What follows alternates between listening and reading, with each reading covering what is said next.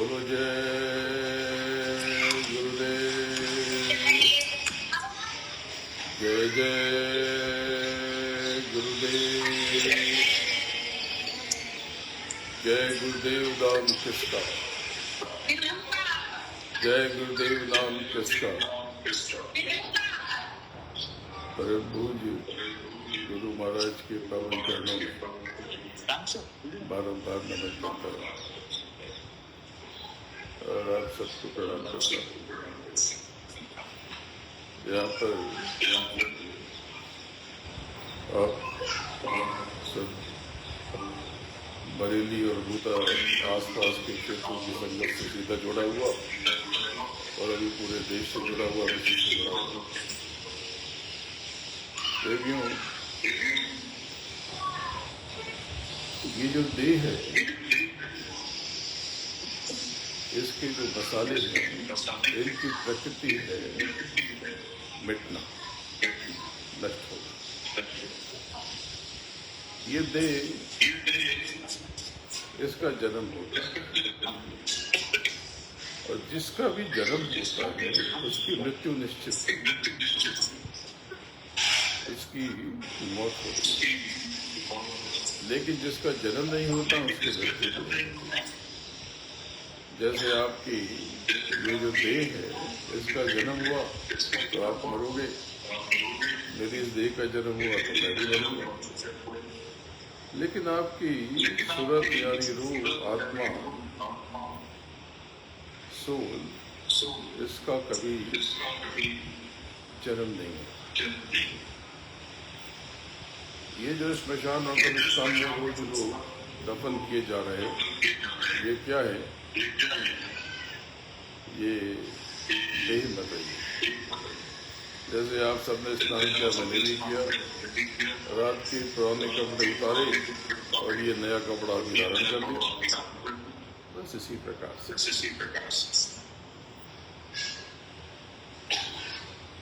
अच्छा है,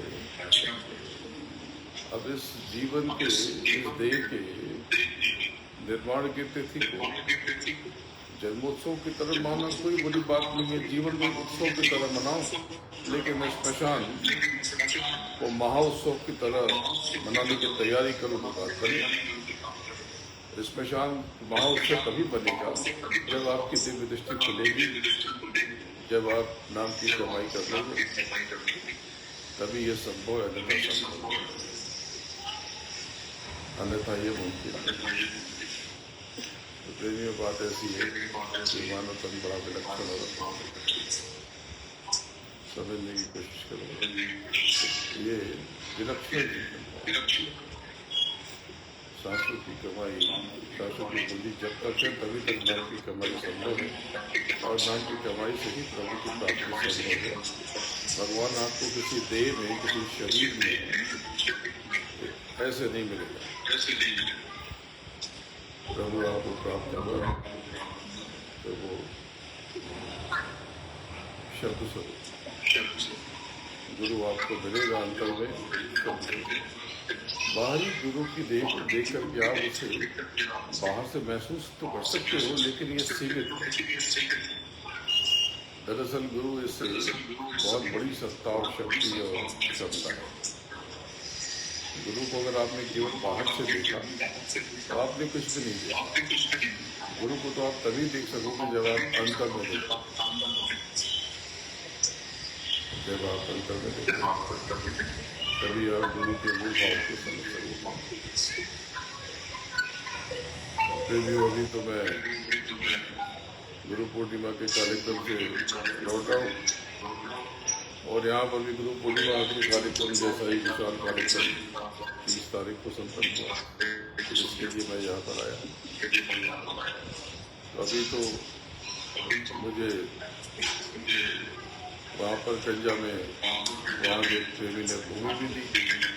मैंने अब तक किसी से कोई भूमि की सेवा स्वीकार नहीं की, लेकिन ये पहली बार मैंने भूमि की सेवा स्वीकार की कि आपके उठने बैठने का एक स्थान हो जाए जहाँ पर आप बैठ करके प्रभु का चिंतन कर सको, गुरु का ध्यान कर सको, नाम की कमाई कर सको। और ऐसा कोई स्थान बना दूं जहाँ पर जाके शीश दबाओ तो आपकी आज्ञा चक्र पर जुम्बिश होने लगे, हरकत होने लगे और आपको बरकत मिलने लगे, नाम की कमाई की उन्नति होने लगे।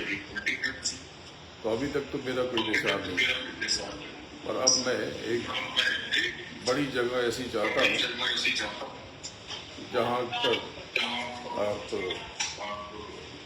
अपार जनसमूह आराम से नाम की कमाई में समय दे सके, जो दुनिया का सताया है उसको वहाँ पर प्रणाम मिल सके, क्योंकि गुरु महाराज का, सच्चे गुरु का दरबार ही ऐसा है कि दरबार में सच्चे सदगुरु को दुख टिकाए जाते हैं और दुनिया से सताए लोग यहाँ सीने से लगाए जाते हैं। तो अब ये जगह कहाँ होगी? अब ये जगह 3 बीघा तो जमीन इन्होंने दे दी, मैंने स्वीकार कर ली। अब इस पे आप जो भी आगे तैयारी करना है करो, ये देखभाल करें, जिनकी भूमि है इनको भी सेवा का अवसर मिले और आप में से जो भी प्रेमी वहाँ पर निर्माण करना चाहे यहाँ पर लिखवा दो। तो आप चाहोगे तो आपका नाम लिख देंगे, हालांकि मैं खुद मना करता हूँ कि ऐसी सेवा मत करो जिसमें नाम आए, पर जिस प्रेमी को जो जगत के वशीभूत है वो चाहते हैं कि हमारे पिताजी माताजी हमारे नाम से कुछ हो जाए तो हमारा नाम लिख दो। तो आप वहाँ पर कोई निर्माण, कोई हॉल पक्का कराओ। टेम्पररी तो ठीक है, हो जाएगा, आप लोग कर दोगे, पत्थर वत्रे लगा के तो कर दोगे, लेकिन पक्का बना दोगे तो एक हॉल बन जाएगा, बारिश से बचाव हो जाएगा। तो वहाँ पर तो मैंने अपना प्रतिनिधि आपके पास रखा ही है, गुप्ता जी पूरी व्यवस्था देख रहे और उनका पूरी संगत देख रही। तो आप सब इसमें लग जाओ और नाम की कमाई करो। पूरे देश में भूमि की तलाश करो कि बड़ी भूमि जहाँ से एयरपोर्ट और स्टेशन, बस स्टेशन, आना जाना सड़क नजदीक हो, तो ज़रा लोगों को सुविधा हो जाएगी, देश विदेश से लोग आ सकें। मैं सच कहूँ तो मैं तो कोई स्थान बनाना चाहता ही नहीं हूँ। ये तो एक छोटी सी जगह है जहाँ मैं बैठा हूँ और यहीं पे 100-200 लोग जमा हो जाते हैं। तो अभी तो संगत का विस्तार बहुत बड़ा हो गया, तो ठीक है। तो तभी ये शरीर में ये देह खत्म हो गई, उसको ऐसा करो, उसको म्यूट कर दो तो आवाज़ मुझे वापस लौट के नहीं आएगी। वहाँ से म्यूट कर दो उसको। हाँ, अब ठीक है, नहीं तो अपनी आवाज़ मुझे सुनाई पड़ रही थी जिससे असुविधा हो रही थी। तो प्रेमियों, बात ऐसी है कि थोड़ा सा कुछ भेद बताता है आपको, ऊपर के अनमोल रहस्य सुनाता हूँ। ये रहस्य ऐसे तो बहुत बार बताया है, लेकिन आज कोशिश करूँ कि कुछ आपको सरल शब्दों में आसान भाषा में समझाऊँ। ये सारे भेद ब्रह्मा, विष्णु, महेश और जगदम्बा यानी माता रानी और सती किसी को पता नहीं है। देवी देवताओं के तो बस की बात नहीं है।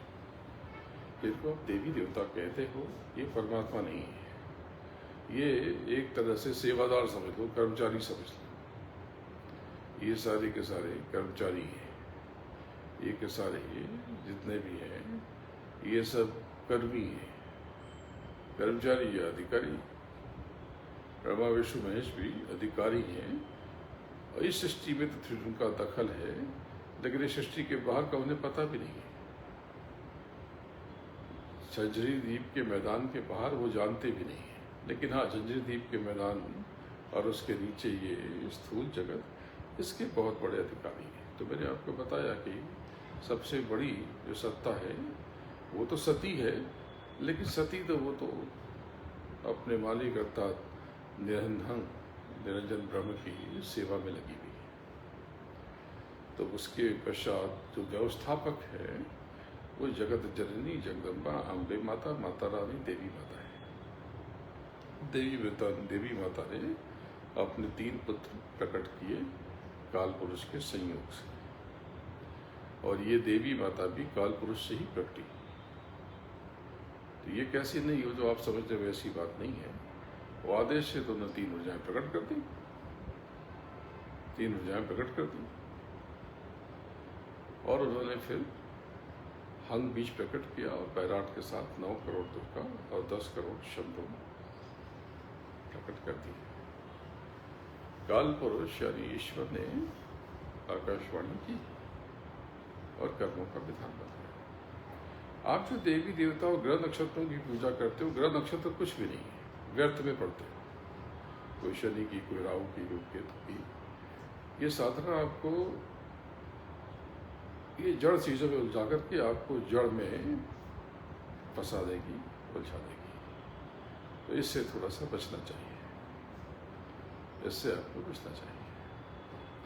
नमस्कार कर लो धरती को, आकाश को, पाताल को, पशु को, पक्षियों को, मनुष्यों को, अगर नक्षत्रों को भी कोई दिक्कत नहीं है, लेकिन इनकी उपासना में नहीं पड़ना चाहिए, पूजा नहीं करना चाहिए। क्योंकि अगर तुम अब जैसे इस चश्मे को तुम देखो, देखो ये चश्मे को, थोड़ी देर देखो इसको, ये इसको देखो, आंख बंद कर लो। अब देखो ये चश्मा तुम्हारे भीतर आ गया, अब तुमको ये चश्मा महसूस हो रहा है। अभी तुमने इसकी पूजा नहीं की, केवल निहारा ही, तो ये चश्मा तुम्हारे भीतर आ गया, तुम्हारे अंदर आ गया। अब क्या ये चश्मा तो जड़ है, मरा हुआ है, तो तुम जड़ में फंस गए, धोखा हो गया। तो तुमने सोना, चांदी, हीरे मोती, घर, दुकान, दफ्तर, खेती, नोटों के बंडल, बैंक बैलेंस, इन सब जड़ चीजों में आसक्ति की, और ये सारी जड़ चीजें जे तुम्हारे भीतर आ गई।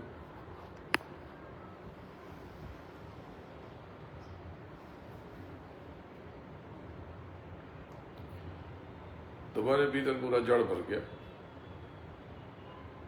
तो जड़ की उपासना कभी नहीं करना, जब भी उपासना करना चेतन की करना। और चेतन केवल गुरु है, चेतन प्रभु है, पर उस जगत में प्रभु गुरु की देह में समाहित हो जाता है। मैं गुरु नहीं, गुरु यानी गुरु महाराज। अब मैं क्या हूं, ये तो आप जब भीतर उतरोगे तभी जान सकोगे। तो पहली चीज, आप सब वहां पर मेरा जन्मोत्सव मना रहे, पूरे देश में कई जगह पर लोग मना रहे, तो मेरा तो जन्म कभी हुआ नहीं, देह का जन्म जरूर हुआ है। इस देह का जन्म काशी में हुआ। काशी में, जो काशी के कोतवाल जिनके रूप में जिनकी मान्यता है, काल भैरव, वहीं पर। तो आप स्थान पड़ा है, तो कुछ लोगों ने मुझे आज पूछा कि हुजूर वो स्थान कुछ बनवा दे। ये तुम्हारी मर्जी, वैसे मेरे अकेले की संपत्ति नहीं है, मेरा तो एक हिस्सा है, वो तुम ले लो, और 3 हिस्सा जिनका है उनसे चाहो तो खरीद लो, और चाहो तो वहाँ उठने बैठने के लिए कुछ बना लो। वो बड़ी प्रसिद्ध जगह है, वो बड़ी ऐतिहासिक जगह है, और वहाँ पर दर्शनार्थियों का तांता है। गंगा से नज़दीक है, वहाँ से चल करके गंगा जी का जो किनारा है, जिसके उस तरफ गुरु महाराज ने तीसरा महायज्ञ किया था, साकेत महायज्ञ किया था, वहीं पर है। तो वो तो अभी तो मैं तो इन चक्करों में पड़ता नहीं हूँ, तुम देख लो। पर बात ऐसी है कि जड़ की नहीं, चेतन की उपासना करनी है। पूजा का अर्थ कर्मकांड नहीं है। पूजा का अर्थ है चेतन से, यानी सूरत से, आत्मा से चेतन का समूह। तो जो जीवित है उसको निहारो। उसको तस्वीर की पूजा पहले संतमत में नहीं होती थी, और दादा गुरु तो केवल एक तस्वीर है, पहले के महात्माओं की भी तस्वीर नहीं।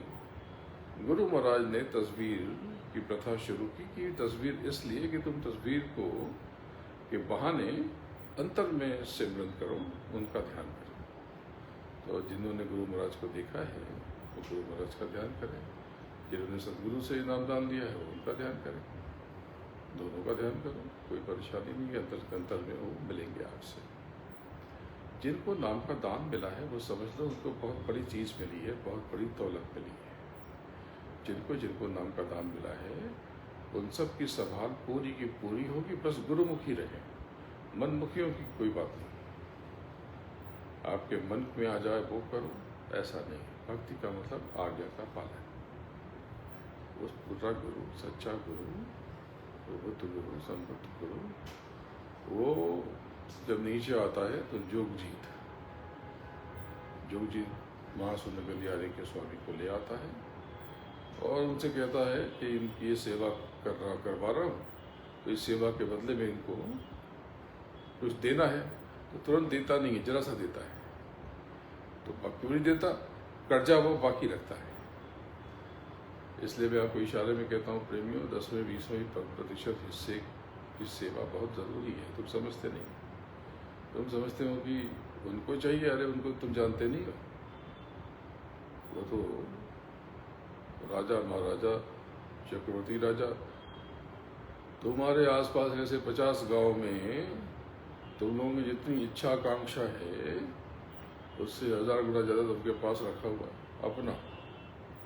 संगत में तो कुछ है नहीं, तुम कहाँ कुछ बहुत बड़ा दे पाते हो। 1000, 500, 200, 10, 20, इससे क्या होता है? तो प्रेमियों, तुम्हारी ज़रूरत किसी भी गुरु को, सदगुरु को नहीं है। और मैं तो सेवादार हूँ, मुझे भी नहीं है।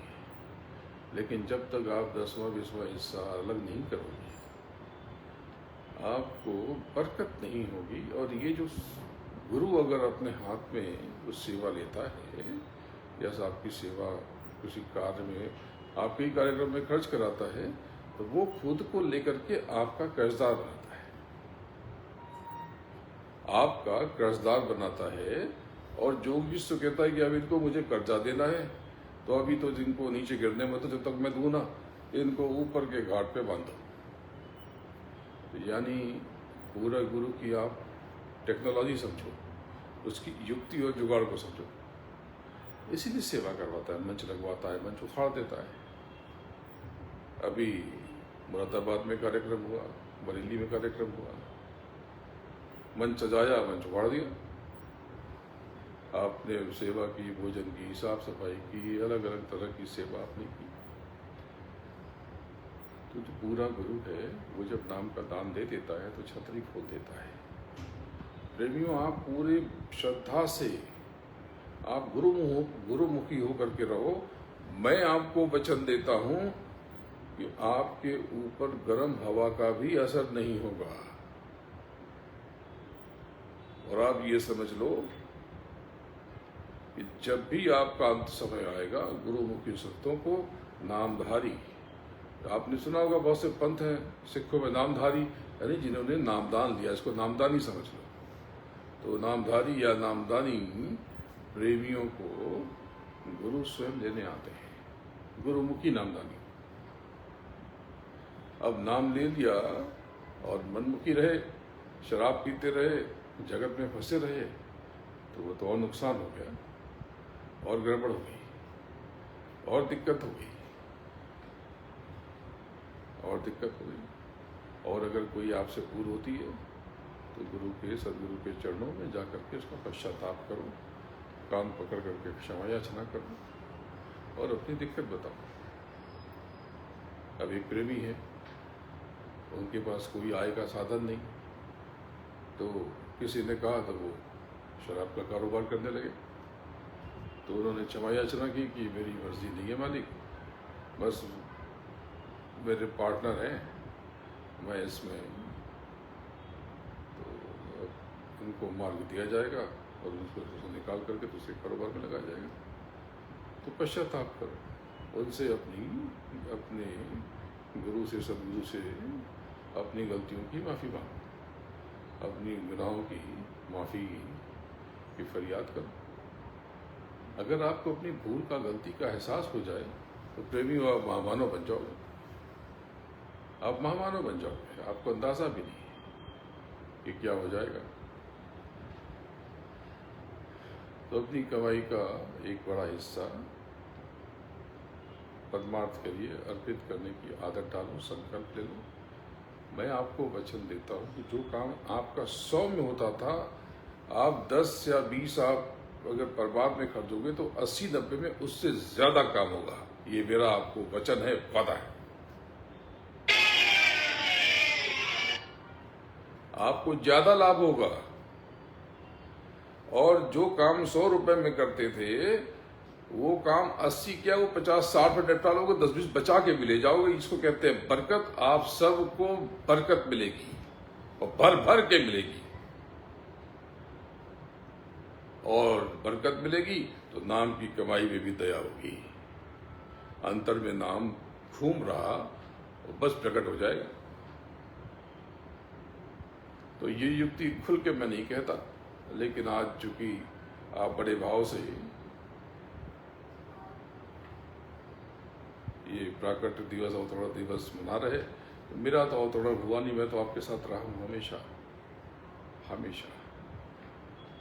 प्रेमियों, बहुत लंबी देह जल्दी रखी नहीं, और ऐसा नहीं कि अभी मैं जा रहा हूं। मैं तो कम समय रहने के विचार में था, तो भुसावल के बाबू साहब ने गुहार लगाई कि मालिक ऐसा न करे, इस बार ये परंपरा तोड़ दे। तो चलो थोड़ा सा ज्यादा सही, लेकिन अगर आप नाम की कमाई नहीं करोगे तो जाना तो है ही मुझे ना। कितने मुश्किल से आप सबको जमा किया है बच्चों, किसके लिए? मैं तो देखो यहाँ पर कितनी सुंदर जगह रहता हूँ, आपको अंदाजा भी नहीं है। ये ऊपर आसमान है, ऊपर कांच है। ये बारिश होती है तो मेरे ऊपर एक बूंद नहीं आती। ये भव्य जगह है। तो मैं आपके गली कूचों में धूल मिट्टी में क्यों आता हूँ? विचार तो करो। आप क्या दे देते हो मुझे? कोई हीरे मोती की जमीन उन्होंने दी 3 बीघा गंजा वालों ने, तो देखो वो जमीन भी वहीं छोड़ के आया, लेके नहीं आया। मैं लेके कहूँगा वहां से, आपके लिए काम आएगी, आपको ही दे के चलाया। और आपसे ही कह दिया कि संभालो जिम्मेदारी, और वो जिन्होंने जमीन दी वो भी सवाल करें उसकी। क्यारी लगाओ, पहले तो सजा दो उसको, सुंदर बना दो। अतरा पतरा पड़ा हो तो फिलहाल वहां पे टांग देना, जब निर्माण होगा तब। और प्रेमियों से संकल्प अगर जिसका हो, जिसकी इच्छा हो, नहीं तो मैं बनवा दूंगा। जब वो छोटी बात है, वो तो किसी को कह दूंगा। ये तो मैं इस तरह की बात तो कभी कहता नहीं, कुछ निर्माण की कभी मैंने कामना नहीं की थी। तो अब तक तो जाने कितने पूरे देश में आश्रम बना देता, और आश्रम तो बना ही है ना। आपका ये मानव तन, ये तो आश्रम, इससे बड़ा आश्रम क्या होगा? और मेरा आश्रम तो आपका हित है। इतने आप सब हो कि अगर मैं आप सब के यहाँ घूमना शुरू कर दूं और एक एक व्यक्ति के यहाँ 1-1 मिनट रहूं, तो दोबारा उसके जीवन में अवसर ही ना आए। इतने प्रेमी और इतने आश्रम मेरे, तो मेरा आश्रम तो आपका हृदय है, आपका अंतर्मन है। लेकिन बात ऐसी है कि ये जो मैंने एक बड़े स्थान की बात की, वो आश्रम नहीं, गुरु महाराज का स्थान बनेगा। मेरा क्या आश्रम? उठने बैठने की जगह, उसके लिए नाम सोच लो, कोई और नाम रख देंगे, कोई साधना स्थल रख दो, शब्द योग स्थल रख दो, जो चाहो वो रख दो, नाम योग स्थल रख दो। वो देखा जाएगा, वो आप सब जो कहोगे वैसा कर दिया जाएगा। पर अभी पहले जगह की तलाश करो। अब जब आदेश हो गया गुरु महाराज का, अब इसमें लग जाओ, तलाश करो। सड़क के नज़दीक हो, हाईवेज के नज़दीक हो, या कोई प्रस्तावित हाईवेज हो तो सरकार से मैं अनुरोध करूँ कि चलो रास्ता ठीक से बना दो। तो ये तो तब होगा जब कोई जगह अच्छी मिल जाए। तो इस पे लग जाओ और अंतर में नाम की कमाई करो। ये सेवा, ये आपके कल्याण के लिए ये युक्ति है। छोड़ के तो सब जाओगे ना, लेके जाओगे। अरे मैं तो ऐसा हूं कि मैं आपको लौकिक सुख भी देता हूं और पारलौकिक भी। आपके कर्मों से जो उपजा है वो सब भी सुनता हूं, और उसमें भी आप दया समेट के लेके जाते हो। और भर भर के लेके जाते हो, और भौतिक रूप से भी आप बेहतर होते हो। आप स्वयं बताओ, जो लोग जुड़े, कोई नहीं कह सकता, जो 5 साल पुराने लोग हैं, कोई नहीं कह सकता 5-6 साल से कि मुझे कोई लाभ नहीं हुआ। बहुत लाभ है हर किसी को। जो नए नए जुड़े उसमें भी बहुतों को बहुत लाभ। तो ये तो छोटी चीज़ है। मैं तो ये बताने की कोशिश कर रहा हूँ कि आप खुद में बहुत बड़ी शक्ति हो। तो अंतर में ये, जब आप वज्र की वाट पार करके आगे बढ़ोगे तो सबके स्वर्ग, वैकुंठ सब देखोगे। देवी देवताओं का, यक्षों का, गंधर्वों का, अप्सराओं का, बड़ी बड़ी शक्तियों का, छोटी छोटी शक्तियों का, सबका आवास, निवास और लोग देखो। ऐसे बड़े बड़े लोग हैं कि धरती तो कुछ है ही नहीं, मच्छर की तरह, मच्छर जैसे। जो मृत्युलोक मंडल है केवल धरती नहीं है, धरती जैसे अरबों खरबों ग्रह, ये पूरी जो कायनात आसमान में देख रहे हो ना, ये सब मृत्युलोक मंडल। जो दूरबीन से देख रहे हैं वैज्ञानिक, सब मृत्युलोक मंडल। जो तारे सितारे ग्रह नक्षत्र सब मृत्युलोक, देवलोक नहीं है। देवलोक तो आपको आंखों से दिखाई ही नहीं पड़ेगा।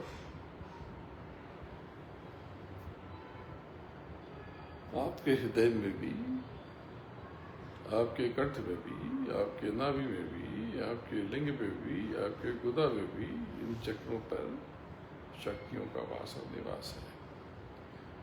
जो शिव की पूजा करते हैं उनको पता नहीं शिव की पूजा कैसे कहती है। अरे भाई, हृदय चक्र पर, हृदय का मतलब यहाँ हार्ट जो होता है उसको नहीं, ये जो धक धक करता है ये हार्ट, वो हृदय नहीं। हृदय यहाँ पर, ये पूरा एक धागे में ऊपर से नीचे नाप लो। ऐसा नहीं कि धागा लेके नापना है, मतलब एक लकीर मोटा मोटी नीचे तक। तो ये जो मध्य का क्षेत्र है, यहीं पर शंकर और गौरी, अगर उनकी उपासना करनी है तो मैं सिखा देता हूँ, बता देता हूँ, लेकिन मैं तो आपको ऊपर का बीज डाल के आया, और मैं तो आपको उनके बहुत ऊपर लेके जाना चाहता हूँ। तो शंकर की उपासना की सही युक्ति अंतर में जुंगसे और संघन, इन शब्दों को पकड़ना है। जब सांस खींच करके और छोड़ते हो, या तक खींचते हो, तो जहाँ तक ये नीचे यहाँ पर, तो यहाँ पर ये हृदय चक्र पर आप पहुँच जाते हो, जो यहीं पर शंकर की प्राप्ति करते हो, और धीरे धीरे आपका शिवत्व जागने लगता है। पर बात ऐसी है कि आपको युक्ति सिखा दूंगा तो ये तो बता दिया आपको खोल के, जुंगसा से आप धनी मानी हो जाओगे। और धनी मानी कैसे होगे? सेवा करोगे तो भोग भोग लोगे, और सेवा नहीं करोगे तो धन तो आएगा, काला धन इकट्ठा कर लोगे, बुलाधार से भी कर लोगे काला धन। अरे भाई, मैं तो रस रसायन हर चीज सिखा दूं, सोना चांदी बनाना सिखा दूं। ये विद्या बड़ी मामूली है, पर मैं एक ही विद्या सिखाता हूं, इनसे बड़ी विद्या सेवा, नाम की कमाई और सेवा, बस। तो इन्हीं को दोनों को करोगे तो भक्ति हो जाएगी। भक्ति यानी आज्ञा का पालन। थोड़ी आंखों में थोड़ी समस्या सी लग रही है, जब से मुरादाबाद के कार्यक्रम से लौटा हूँ, ये आँख जरा सूज गई है। तो ठीक है, एक प्रेमी आए थे, वो कहते कि वाली आँखों में दर्द बहुत है, आपने देखा होगा, बहुत कष्ट रहता है। तो मैंने कह दिया, जाओ बच्चे, दया हो जाएगी। तब से ये इतना हिस्सा ये सूज गया है। आपको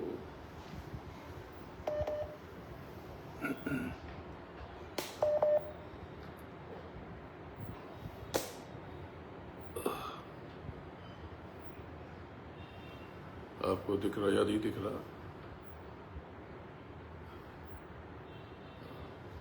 तो ये यहाँ पर सूझ गया है। तो चलो प्रेमियों, ये तो बात हुई। इसी के नीचे नाभि चक्र पर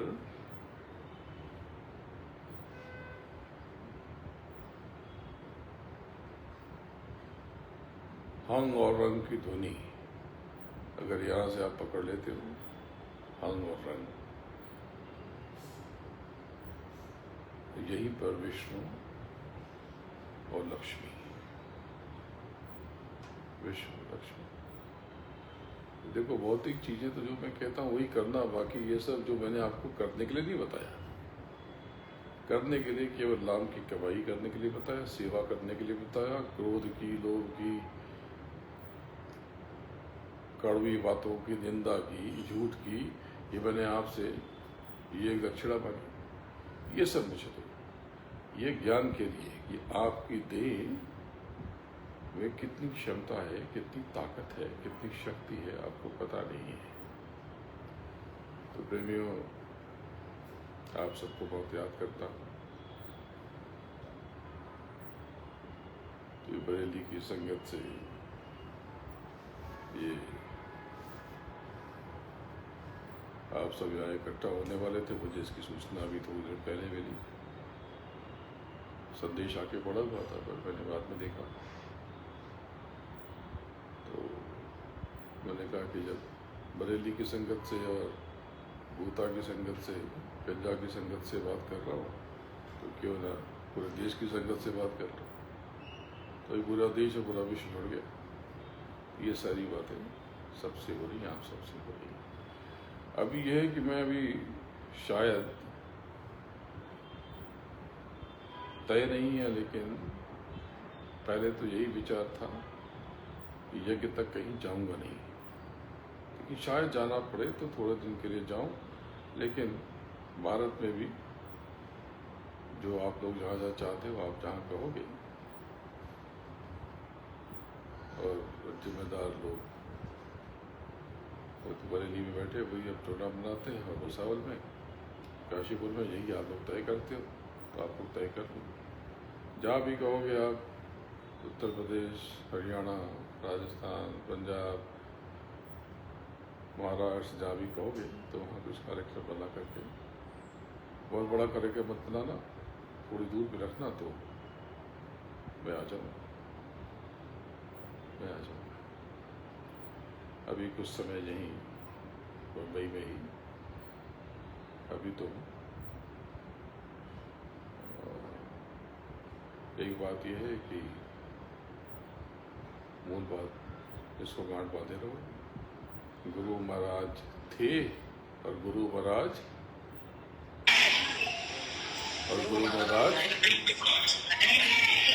जरा जोर से बोलो, गुरु महाराज थे और गुरु महाराज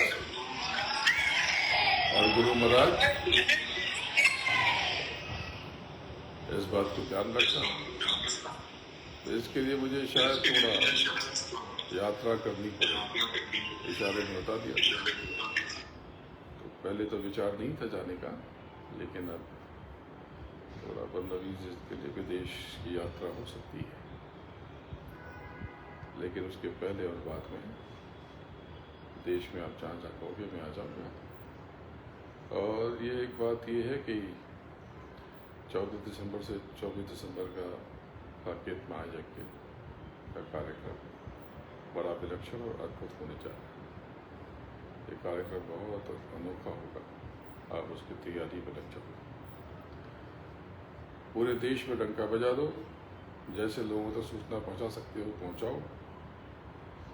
एक केंद्रीकृत समिति बना करके क्या संदेश फैलाना है, बताना है, वो तय कर लो। तो पूरे देश में आप जिसको जिसको जानते हो, पड़ोसी को, व्यापारियों को, कारोबारियों को, सहकर्मियों को, रिश्तेदारों को बोले कि कुछ दे दो। तो कुछ नहीं तो एक जन अनाज ले आना, एक रुपया ले आना। 1 रुपये का मतलब 1 रुपया नहीं, कुछ न दे तब 1 रुपया लेना।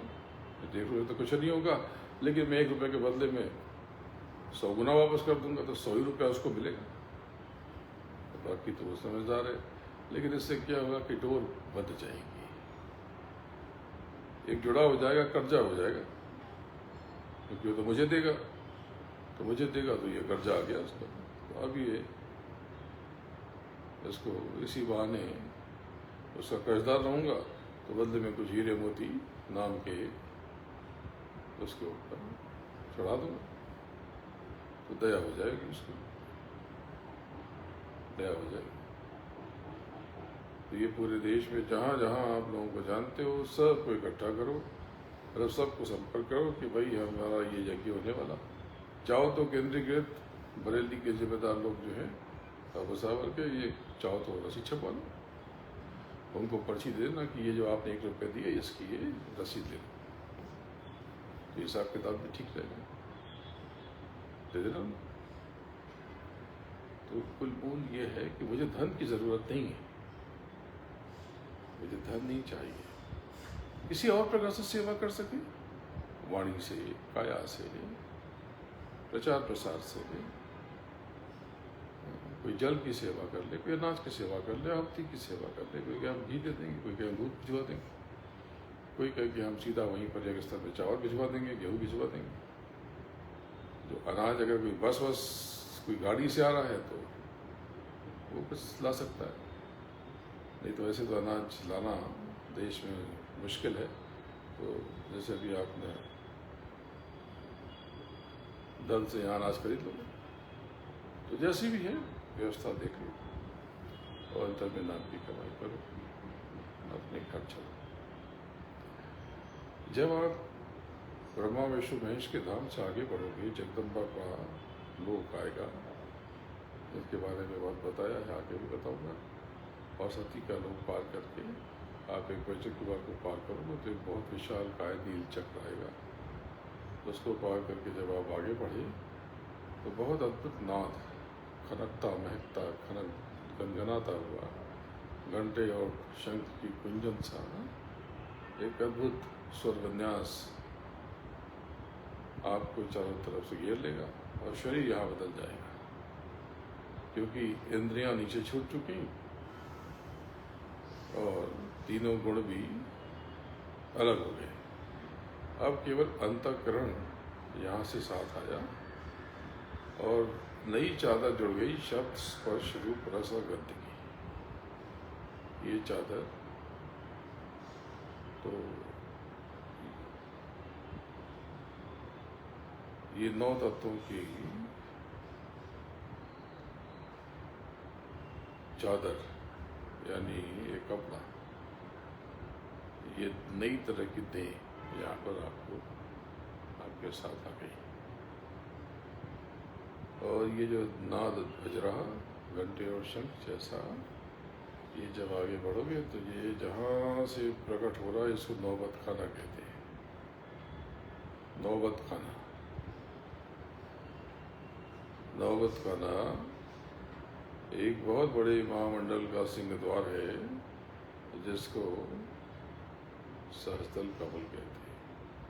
ये मुख्यालय है और ये बहुत बड़ा सूक्ष्म संसार, बहुत विशाल। उसके बारे में क्या बताऊँ, बहुत बड़ा। जैसे ये मैं बताऊँ कि ये गुरुधाम है, ये गुरुधाम, तो गुरुधाम कहाँ है? बम्बई में। बम्बई कहाँ है?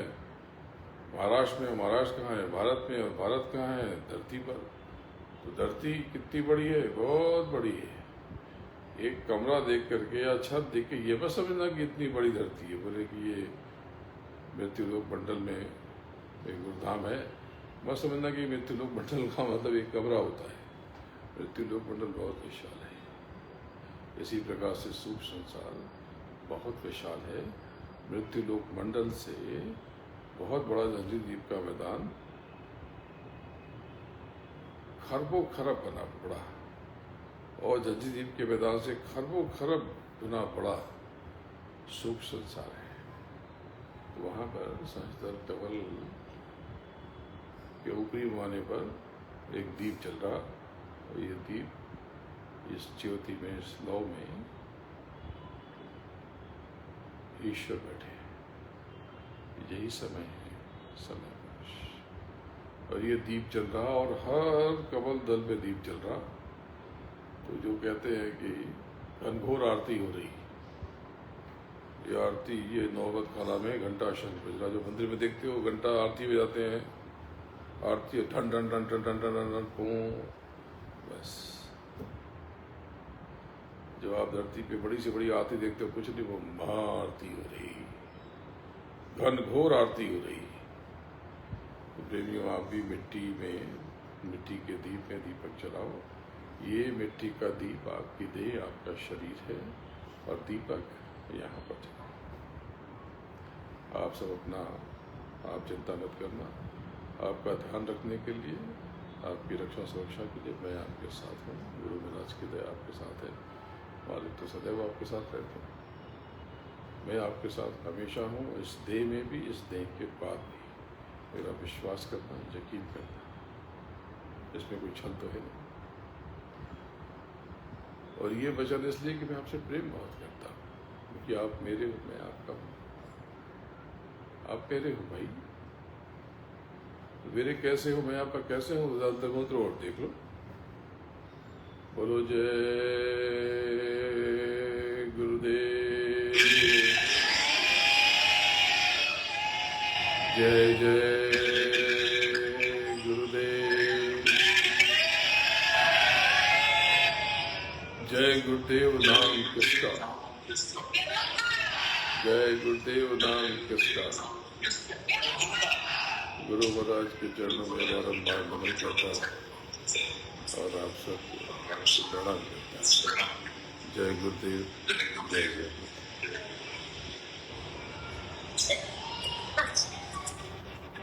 मालिक बस 2 मिनट केक काट लेते हैं।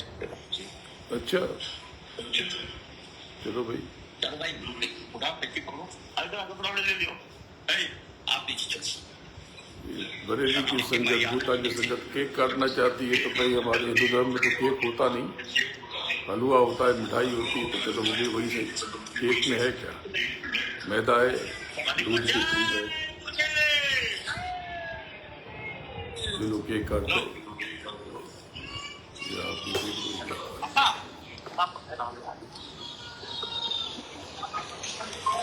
आप आ जाओ, अपने यहाँ आ जाओ।